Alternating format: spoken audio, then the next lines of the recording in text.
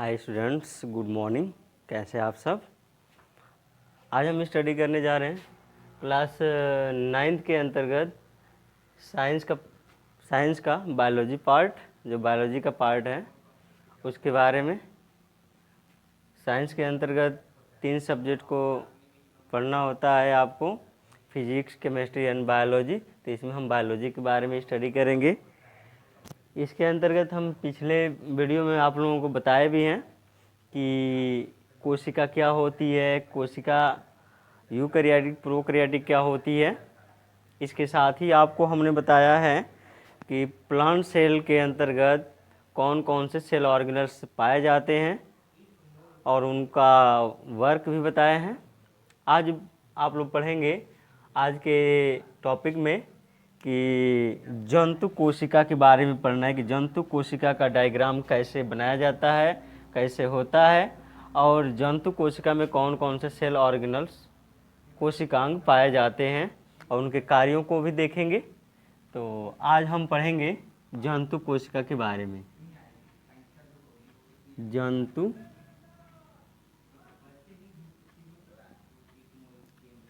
जंतु कोशिका।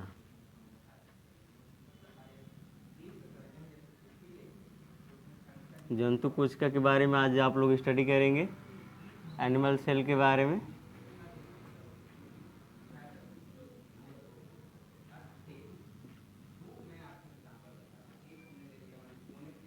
Animal cell का मतलब क्या होता है? ऐसी कोशिकाएं जो एनिमल्स अर्थात जंतुओं के बॉडी को बनाने में भाग लेती हैं, ऐसा जंतुओं के रचना करती हैं, जंतु कोशिकाएं होती हैं।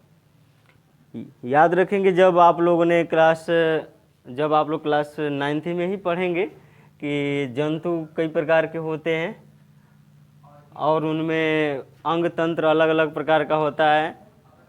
तो वो आगे आप लोग टिश्यू के बाद वाले चैप्टर में पढ़ेंगे, जिसमें आप लोग वर्गीकरण का दिया हुआ है पार्ट, उसमें पढ़ेंगे। तो इसमें जंतु कोशिका के बारे में हमको स्टडी करना है कि जंतु कोशिका का स्ट्रक्चर कैसे होता है और कौन कौन से सेल ऑर्गेनल्स पाए जाते हैं।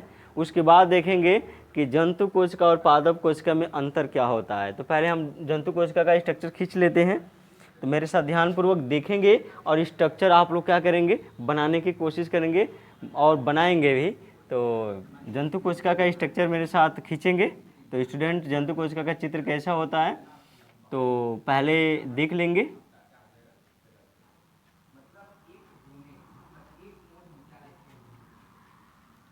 चित्र से आप लोगों को घबराना नहीं है, चित्र बहुत ही इजी है।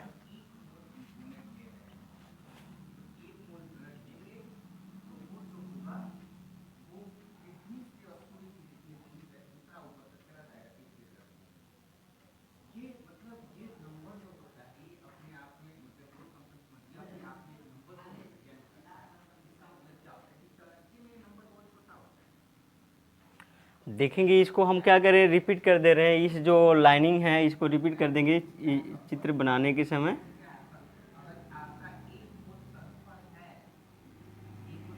देख रहे हैं स्टूडेंट्स कैसे बन रहा है? आप लोग भी इसको अपने माध्यम से डायग्राम बनाएंगे। डायग्राम को बनाना है आपको।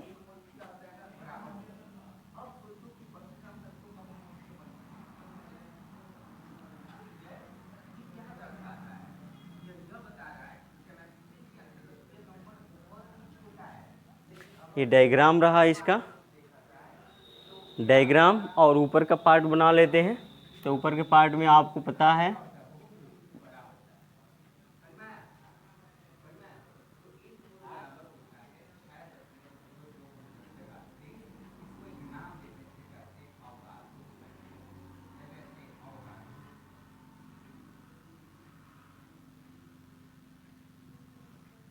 ये हो गया। इसको फिर से नीचे वाली लाइनिंग को भी रिपीट कर देते हैं।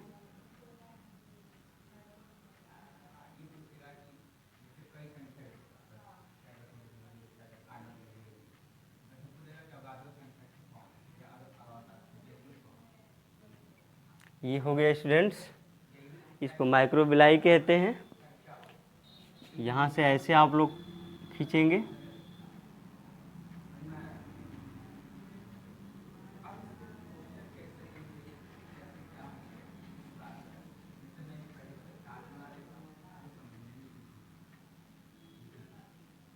देखते चलेंगे कैसे इसका स्ट्रक्चर खींच रहे हैं।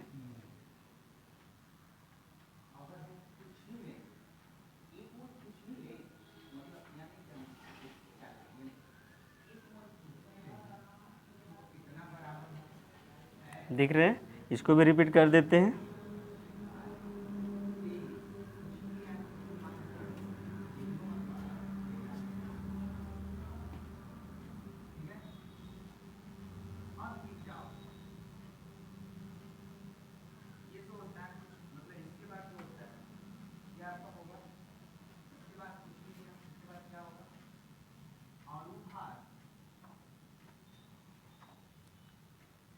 इसकी लाइनिंग को बस रिपीट करना, दोहराना है।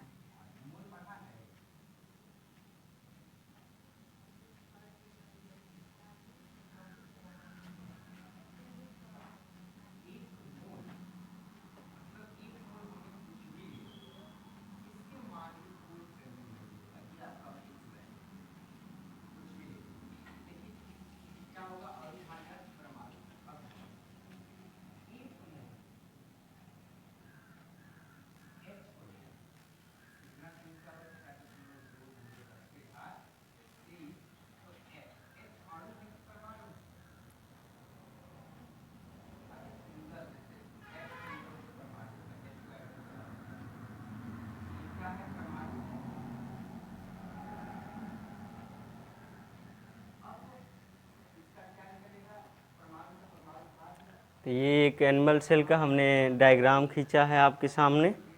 अब इसको आगे इसके बारे में आपको बताना है कि एनिमल सेल के अंतर्गत और क्या क्या चीज़ें पाई जाती है, कौन कौन से सेल ऑर्गेनल्स अवेलेबल होते हैं।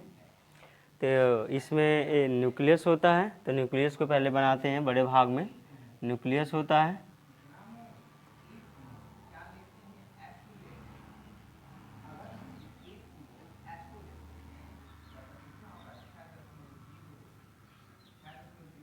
न्यूक्लियस ये डबल मेम्ब्रेनस होता है, ये भी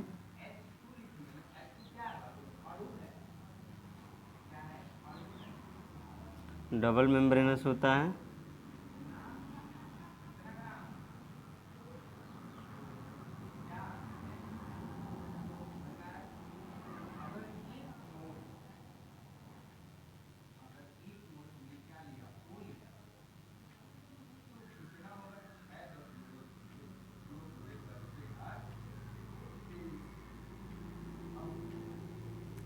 आप लोग चित्र से घबराए ना, बहुत बढ़िया तरीके से बनाएंगे। ये हो गया न्यूक्लियस। इसके मध्य में होता है न्यूक्लियोलस।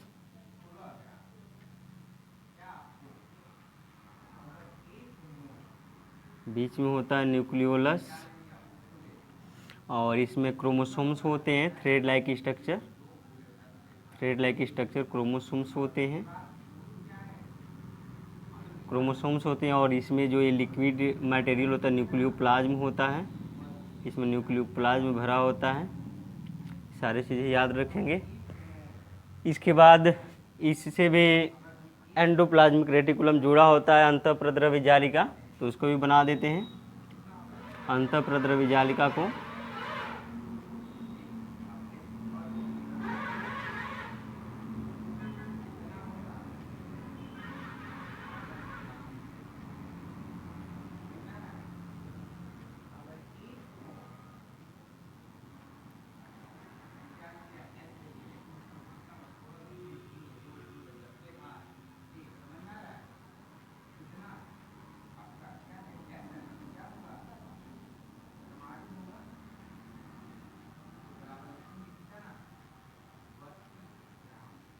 ये अंतःप्रद्रव्य जालिका होती है, ये भी दो प्रकार की होती है, हमने आपको बताया था।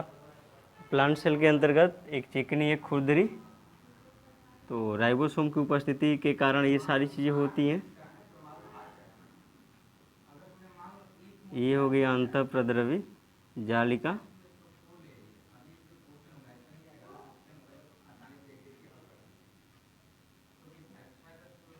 ये अंतःप्रद्रव्य जालिका हो गया।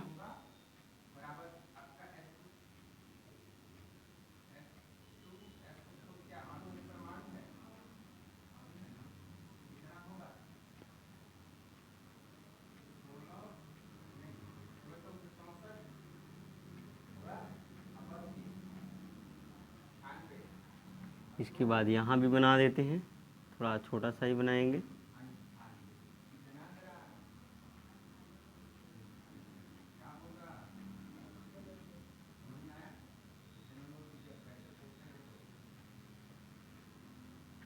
ये हो गया अंतःप्रद्रव्य जालिका। दो प्रकार की होती है, एक खुरदरा एक चिकना। इधर हम खुरदरा बना देते हैं, राइबोसोम के कणों को जोड़ देते हैं, तो ये हो गया खुरदरा। इसकी भित्तियाँ हो गई स्टूडेंट्स खुरदरी, खुरदरी अंतःप्रद्रव्य जालिका। यहाँ राइबोसोम के कण जुड़े हुए हैं, ठीक है, यहाँ बना सकते हैं आप लोग।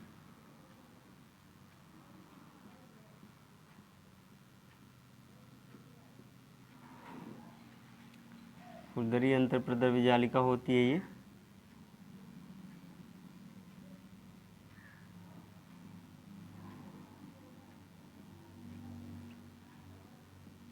खुरदरी ये हो गई चिकनी। इसके बाद आपको गाल्जी काय बनाना है, तो गाल्जी काय का स्ट्रक्चर ऐसे होता है। आप लोग बस देखते चलेंगे, एकदम चित्र समझ में आएगा आप लोगों को।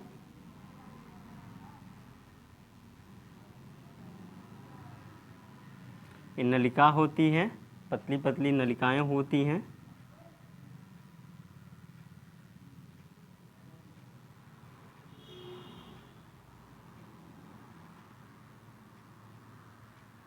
ये हो गई गाल्जी काय। ये गाल्जी काय पैकिंग का कार्य करता है और किन किन चीज़ों का फॉर्मेशन करता है प्लांट जंतुओं के अंतर्गत। जंतु कोशिका के बारे में पढ़ रहे हैं तो याद रखेंगे स्टूडेंट, जो ये गाल्जी काय होता है, गोल्गी अपरेटस भी बोला जाता है। इसका कार्य होता है जो प्लांट एनिमल सेल के जो यूनिसेलुलर जो लिविंग्स होते हैं, एक कोशिकीय जीव होते हैं, उनमें जो सिलिया का फॉर्मेशन होता है, फ्लैजिला का फॉर्मेशन होता है, यह किसके द्वारा होता है स्टूडेंट्स? तो गाल्जी काय के द्वारा होता है।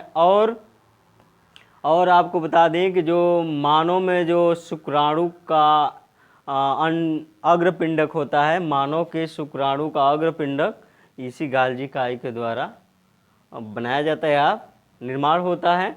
इन सारी चीज़ों का आप लोग ध्यान देंगे।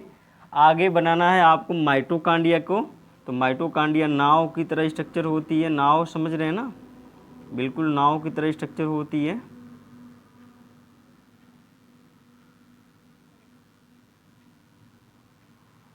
ये हो गई माइटोकांड्रिया।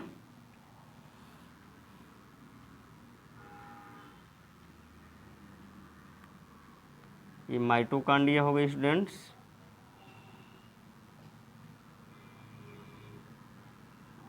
माइटोकांड्रिया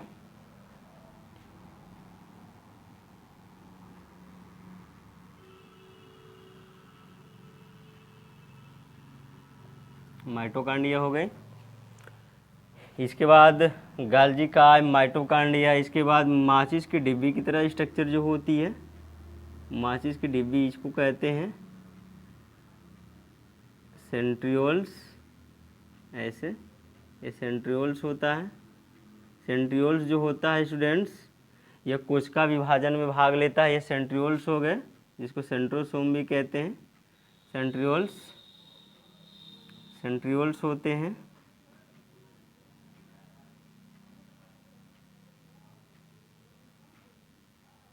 सेंट्रियोल्स होते हैं जो कोशिका विभाजन में क्या करते हैं कि जो क्रोमोसोम्स होते हैं उनको दो भागों में डिवाइड करने में मदद करते हैं, अर्थात कह सकते हैं सेल डिवीजन में ये भाग लेते हैं। ये एक चीज़ और याद रखेंगे, ये एनिमल सेल में पाए जाते हैं, प्लांट सेल में एब्सेंट होते हैं। और इसमें आप लोग राइबोसोम को बना सकते हैं।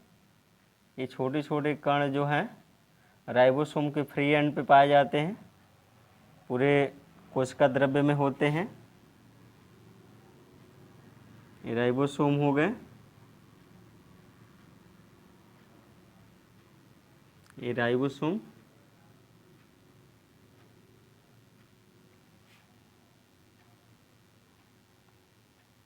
याद रखेंगे, हम एनिमल सेल के बारे में पढ़ रहे हैं, जंतु कोशिका। तो ये राइबोसोम क्या होते हैं स्टूडेंट्स? ये राइबोसोम 70S और 80S दोनों प्रकार के पाए जाते हैं। इन सारी चीज़ों को याद रखेंगे। आगे बता रहे हैं, इसमें लयन काय भी पाया जाता है, थोड़ा बड़ा स्ट्रक्चर होता है, राउंड शेप स्ट्रक्चर ही होता है जिसको हम लोग लयन काय कहते हैं।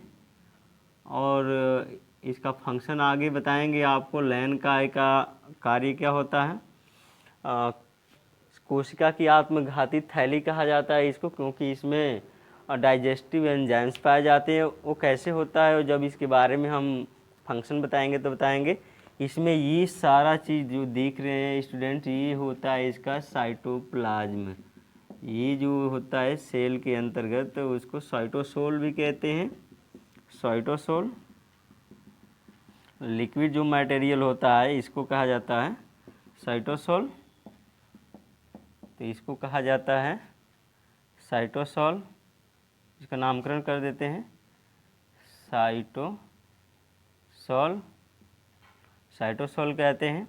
ये जो आवरण से जो घिरा हुआ है, यह सेल जो जिस आवरण से घिरा हुआ है, इसको साइटोप्लाज्मिक मेम्ब्रेन कई नामों से जाना जाता है, हमने पहले ही बता रखा है। इसको कहते हैं साइटोप्लाज्मिक मेम्ब्रेन, कोशिका झिल्ली भी कहते हैं, कोशिका झिल्ली, कोशिका झिल्ली या कोशिका कला, कोशिका कला या कोशिका द्रवीय कला, कोशिका द्रवीय कला। तो कई नामों से जाना जाता है, देख रहे हैं स्टूडेंट्स, कोशिका झिल्ली, कोशिका कला या कोशिका द्रवीय कला। इंग्लिश में इसको सेल मेम्ब्रेन कहते हैं, सेल मेम्ब्रेन, सेल मेम्ब्रेन। जबकि इसको भी सेल मेम्ब्रेन कहते हैं, लेकिन इसको कहते हैं साइटोप्लाज्मिक मेम्ब्रेन, साइटोप्लाज्मिक मेम्ब्रेन। तो घबराना नहीं है, ये सारे नाम इसी आवरण का है जो बाहर से यह सेल घिरा हुआ है। आगे ये जो पार्ट देख रहे हैं इसको कहते हैं गाल्जी काय, गाल्जी काय, गाल्जी काय की बात हो रही है। इसको गोल्गी बॉडी कहते हैं, गोल्गी बॉडी।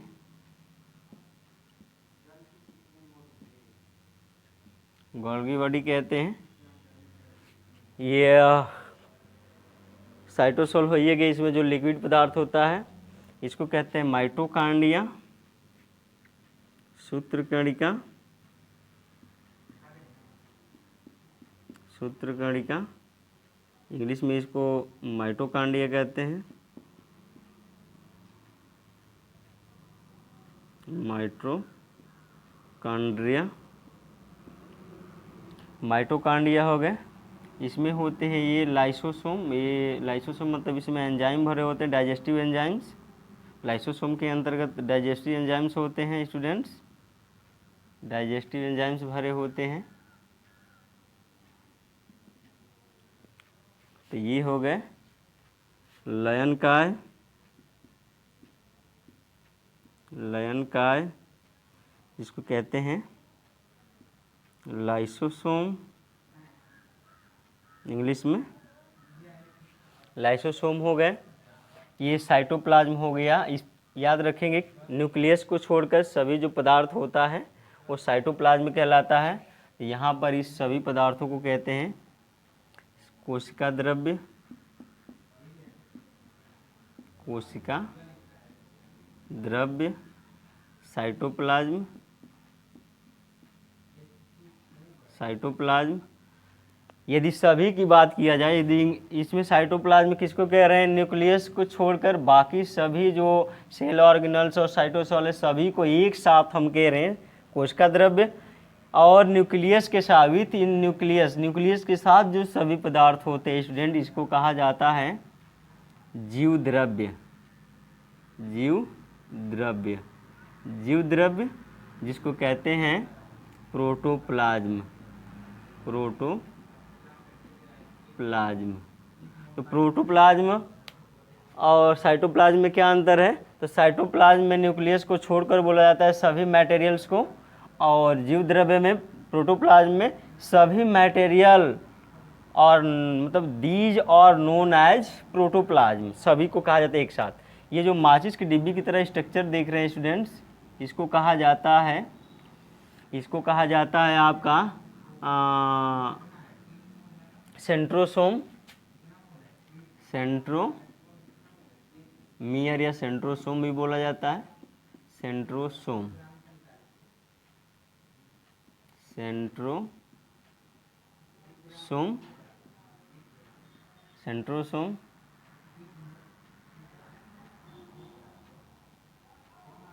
सेंट्रोसोम हो गया। इसके बाद न्यूक्लियस को थोड़ा हम चर्चा कर लेते हैं। तो ये न्यूक्लियस की चारों तरफ जो आवरण देख रहे हैं ये कहलाता है एंडोप्लाज्मिक रेटिकुलम, अंतःप्रद्रवी जालिका, प्रद्रवी जालिका, जालिका, एंडोप्लाज्मिक रेटिकुलम, एंडोप्लाज्मिक रेटिकुलम, इसको शॉर्ट में ER के नाम से भी जाना जाता है, यहाँ से E, यहाँ से R।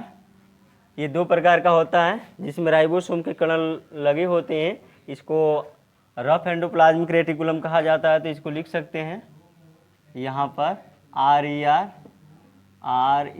रफ एंडोप्लाज्मिक रेटिकुलम इसको बोला जाता है। और इसको स्टूडेंट जिस पर राइबोसोम के कण नहीं लगे होते हैं इसको SER बोला जाता है, याद रखेंगे।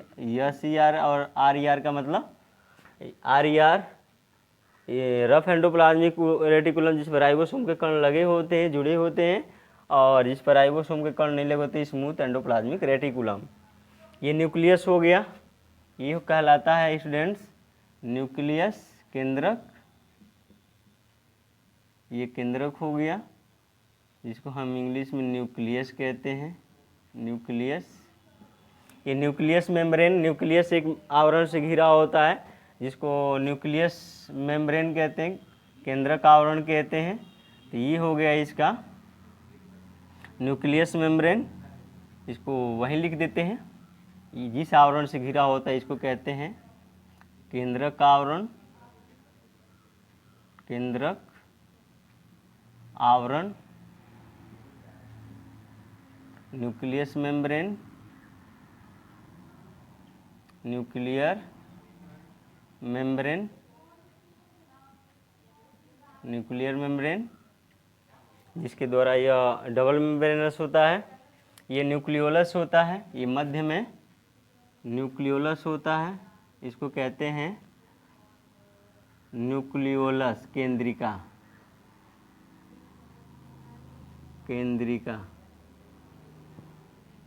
इंग्लिश में न्यूक्लियोलस, न्यूक्लियोलस कहा जाता है। ये क्रोमोसोम्स होते हैं, और बीच में इसमें जो मटेरियल अवेलेबल है, इसके केंद्रक के मध्य में जो मटेरियल होता है, जो पदार्थ होता है, उसको कहते हैं केंद्रक द्रव्य कहा जाता है, न्यूक्लियोप्लाज्म कहा जाता है। न्यूक्लियोलस होता है, ये क्रोमोसोम्स होते हैं, गुणसूत्र होते हैं जिस पर DNA पाए जाते हैं। तो ये राइबोसोम को लिख देते हैं, यहाँ राइबोसोम होता है, ये राइबोसोम हो गए, राइबोसोम 70 और 80 दोनों प्रकार का पाया जाता है। राइबोसोम जंतु एनिमल सेल है तो 70 यस और 80 दोनों प्रकार का पाया जाता है। तो ये एक जंतु कोशिका के बारे में हमने आपको डायग्राम के द्वारा बताए। फिर से इसका वर्क कार्य रिपीट कर देते हैं स्टूडेंट्स। तो याद रखेंगे, यह एक जंतु कोशिका होती है जो जंतुओं की बॉडी को बनाने में या जंतुओं को बनाने में भाग लेती हैं। जंतु एक कोशिकीय और बहुकोशिकी होते हैं। तो जो जंतु एक कोशिकीय होते हैं उनमें भी सेल ऑर्गेनल्स पाए जाते हैं, और जो बहुकोशिकीय होते हैं तो उसमें 2 या 2 से अधिक सेल्स पाई जाती हैं जो टिश्यू का फॉर्मेशन करके उसके अंगों का निर्माण करते हैं। तो ये जंतुओं को बनाने में यह सेल्स भाग लेती हैं। और उसमें क्या क्या पाया जाता है आप देख रहे हैं। सबसे पहले स्टार्ट करते हैं, यह जो सेल्स होती है एक आवरण से घिरी होती है जिसको हम कहते हैं कोशिका झिल्ली, कोशिका कला या कोशिका द्रवी कला। ये तीनों नाम एक ही हैं इसका जो आवरण से घिरा हुआ है। इसके बाद इसमें जो लिक्विड पदार्थ पाया जा रहा है इस सेल्स के अंतर्गत, जो लिक्विड पदार्थ, ये सारी सेल ऑर्गेनल्स को छोड़कर सिर्फ लिक्विड पदार्थ की बात किया जा रहा है। तो लिक्विड पदार्थ को हम साइटोसोल कहते हैं, साइटोसोल कहते हैं, साइटोसोल कहते हैं। साइटोसोल क्या होता है, जो कोशिका के अंतर्गत जो लिक्विड पदार्थ होता है, द्रवी पदार्थ होता है, उसको साइटोसोल कहते हैं, जिसमें सेल ऑर्गेनल्स क्या होते हैं, तैरते हुए दिखाई देते हैं। याद रखेंगे। उसके बाद हम चर्चा करें, स्टार्ट करते हैं केंद्रक से ही। जो केंद्रक होता है स्टूडेंट्स, केंद्रक सेल का जो माइंड होता है वो केंद्रक कहलाता है। यही सेल का सारी क्रियाओं का क्या करता है, नियंत्रण करता है। इस कोशिका के अंतर्गत जो भी क्रियाएं होती हैं उस पर यह नियंत्रण करता है। कौन, इसका न्यूक्लियस केंद्रक। केंद्रक दो आवरण से घिरा होता है, डबल मेम्ब्रेनस होता है, आप लोग देख रहे हैं। तो पूछा जाता है कुछ एग्जाम्स में कि कौन ऐसे सेल ऑर्गेनल्स होते हैं जो द्विआवरण होते हैं, द्विकला होते हैं। तो केंद्रक होता है आपका माइटोकांड्रिया होता है। तो इसमें दो ही आप लोग देख रहे हैं सेल ऑर्गेनल्स जो द्विआवरण होते हैं। उसके बाद इसमें केंद्रक में क्या होते हैं, तो केंद्रक में केंद्रक द्रव्य होता है, इसके अंतर्गत केंद्रक द्रव्य भरा होता है जिसमें क्रोमोसोम्स पाए जाते हैं। क्रोमोसोम्स और मध्य में केंद्रिका पाई जाती है। याद रखेंगे स्टूडेंट्स, जो यह जो क्रोमोसोम्स होते हैं इसी पर डीएनए पाया जाता है। और डीएनए आगे आपको पढ़ना है, डीएनए क्या होता है। उस पर जेनेटिक मटेरियल, किसी भी जो लिविंग ऑर्गेनिज्म होता है उसका जेनेटिक मटेरियल क्या होता है, डीएनए ही होता है। और डीएनए गुणसूत्रों पे पाए जाते हैं, याद रखेंगे। उसके बाद आप इस एंडोप्लाज्मिक रेटिकुलम की बात कर लें तो एंडोप्लाज्मिक रेटिकुलम अंतःप्रद्रवीय जालिका जो होती है, यह जो होती है स्टूडेंट्स, यह नलिकाकार संरचनाएं होती हैं। देख रहे हैं ना, नलिकाकार संरचनाएं होती हैं जो केंद्रक को चारों तरफ से घेर कर रखती हैं। और ये भी दो प्रकार की होती हैं, एक चिकनी होती हैं, चिकनी का मतलब स्मूथ एंडोप्लाज्मिक रेटिकुलम, जो किसका फॉर्मेशन करती हैं, जो लिपिड और वसा का फॉर्मेशन करती हैं। कौन, स्मूथ एंडोप्लाज्मिक रेटिकुलम। जबकि दूसरा जो एंडोप्लाज्मिक रेटिकुलम है स्टूडेंट, जिसमें राइबोसोम के कण जुड़े हुए हैं, इसको रफ एंडोप्लाज्मिक रेटिकुलम कहते हैं। यह जो रफ एंडोप्लाज्मिक रेटिकुलम होता है किसके साथ मिलकर, राइबोसोम के साथ मिलकर जो एंडोप्लाज्मिक रेटिकुलम बना है, रफ एंडोप्लाज्मिक रेटिकुलम, यह प्रोटीन का संश्लेषण करता है, प्रोटीन का सिंथेसिस करता है। यह प्रोटीन का सिंथेसिस करता है, यह वसा और लिपिड का फॉर्मेशन करता है। याद रखेंगे। आगे सेंट्रोसोम का हमने कार्य बता रखा है आपको कि सेंट्रोसोम प्लांट सेल में नहीं पाया जाता है। और सेंट्रोसोम का कार्य होता है सेल डिवीजन में, कोशिका विभाजन में भाग लेना। जब आप लोग कोशिका विभाजन वाला चैप्टर पढ़ेंगे तो इसका इम्पोर्टेंस वहाँ बताया जाएगा। इसके बाद जीव द्रव्य, इसमें जो भी मटेरियल्स अवेलेबल हैं सेल के अंतर्गत, जो भी पदार्थ दिख रहे हैं स्टूडेंट्स, इसको जीव द्रव्य कहते हैं। और जीव द्रव्य एक जीव की क्या होती है, मूल मतलब जीवन की कह सकते हैं एक आधारभूत लक्षण होता है, कह सकते हैं। यदि इसमें जीव द्रव्य है तो वह जीव है, जीव द्रव्य नहीं है तो वह जीव नहीं है। तो जीव द्रव्य जीव का एक विशेष लक्षण होता है, ये भी याद रखेंगे। कोशिका द्रव्य, न्यूक्लियस को छोड़कर सभी पदार्थ कोशिका द्रव्य कहलाता है, जिसमें सेल ऑर्गेनल्स और साइटोसोल दोनों होते हैं। सूत्रकणिका, जिसको माइटोकांड्रिया कहते हैं, यह powerhouse of the cell, यह विद्युत घर कहलाता है, कोशिका का पावर हाउस कहलाता है। क्योंकि यहाँ पर श्वसन की क्रिया होती है और ऊर्जा का निर्माण एटीपी के रूप में होता है इसी के अंतर्गत, माइटोकांड्रिया के अंतर्गत, जिससे उस जीव की अंतर्गत जो सारी क्रियाएं होती हैं उसमें ऊर्जा का जो खपत होता है यह माइटोकांड्रिया पूर्ण करता है। तो आप लोग देखेंगे कि पूछा जाता है ये भी क्वेश्चन कि विद्युत घर, कोशिका का विद्युत घर, पावर हाउस और बिजली घर किसे कहते हैं, तो माइटोकांड्रिया को कहते हैं। क्यों कहते हैं, क्योंकि इसके अंतर्गत ऊर्जा का फॉर्मेशन होता है श्वसन क्रिया के दौरान।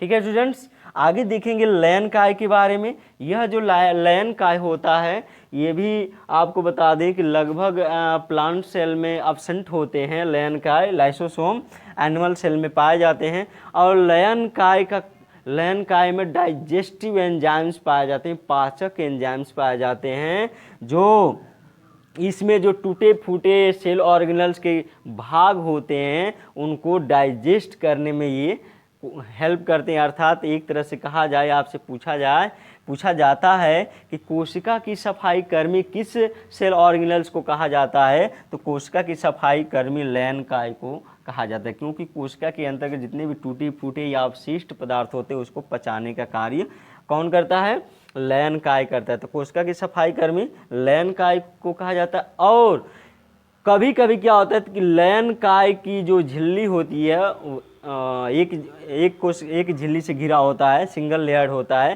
तो यह झिल्ली कभी कभी डिस्ट्रॉय हो जाती है और पाचक एंजाइम इसमें से निकलकर सारे सेल्स के सेल ऑर्गेनल्स को ही पचा डालते हैं। तो ये सारी चीज़ इसमें के जो एंजाइम्स होते हैं लयन काय के निकलकर सारे पचा देते हैं, डाइजेस्ट कर जाते हैं, इसीलिए इसको कोशिका की आत्मघाती थैली भी कहते हैं। तो यहाँ पर कोशिका की आत्मघाती थैली किसे कहते हैं, सुसाइडल बैग किसे कहते हैं, तो लयन काय को कहते हैं। ये बहुत इंपॉर्टेंट है। इसकी बच्चों खोज की बात किया जाए तो डी ड्यूवे नामक वैज्ञानिक ने की थी। वो आगे इसके बारे में विस्तार से पढ़ाएंगे तो बताएंगे। राइबोसोम प्रोटीन का संश्लेषण करते हैं। ये देख रहे हैं राइबोसोम होते हैं, ये भी क्या करते हैं, प्रोटीन का संश्लेषण करते हैं। आगे आपको बता दें कि गाल्जी काय जो होता है, गाल्जी काय का कार्य होता है इसमें जो भी पदार्थ बनते हैं उसका क्या करना, पैकिंग का कार्य करना होता है। और गाल्जी का जब किसी भी पदार्थ को पैकिंग करता है तो या तो केंद्रक के अंदर कर देता है, मतलब जहाँ ज़रूरत है वहाँ सेंड कर देता है, भेज देता है। तो पैकिंग करके जहाँ आवश्यकता होती है, कोशिका के बाहर आवश्यकता होती है तो भेज देता है, या केंद्र के अंतर्गत आवश्यकता होती है तो भेज देता है। तो पैकिंग करने के साथ साथ विभिन्न पदार्थ मतलब पैकिंग वस्तुओं की जहाँ ज़रूरत होती है वहाँ पहुँचाने का भी कार्य गाल्जी काय का होता है। इसकी खोज कैमिलो गोल्गी नामक वैज्ञानिक ने की थी। इसके बारे में विस्तार से आगे पढ़ना है। और याद रखेंगे एक चीज़ छूटा हुआ है, ये जो देख रहे हैं सूक्ष्मांकुर, इसको भी आप लोग लिख लेंगे। ये सूक्ष्मांकुर कहलाता है,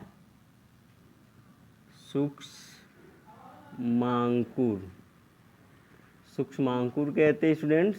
माइक्रोबिलाई इंग्लिश में माइक्रोबिलाई कहते हैं।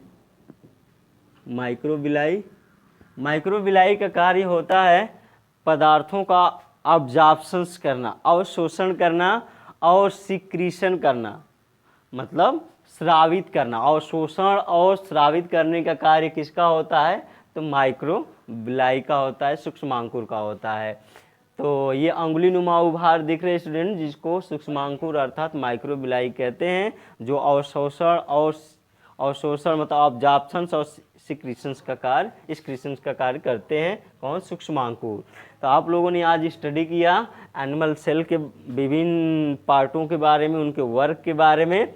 आगे पिछले वीडियो में आपको हम बताए थे प्लांट सेल के बारे में, और आज मतलब इसके बाद वाले वीडियो में आप लोग पढ़ेंगे कि difference between plant cell and animal cell. पादप कोशिका और जंतु कोशिका में क्या क्या अंतर होते हैं, क्या क्या डिफरेंस होते हैं, ये कभी कभार आप लोगों से मतलब एग्जाम में पूछ लिए जाते हैं। तो उसको अगले वीडियो में उस टॉपिक पर चर्चा करेंगे कि difference between plant cell and animal cell, जंतु कोशिका और वनस्पति कोशिका में क्या क्या अंतर होता है। तो यदि ये सारे वीडियो आपको पसंद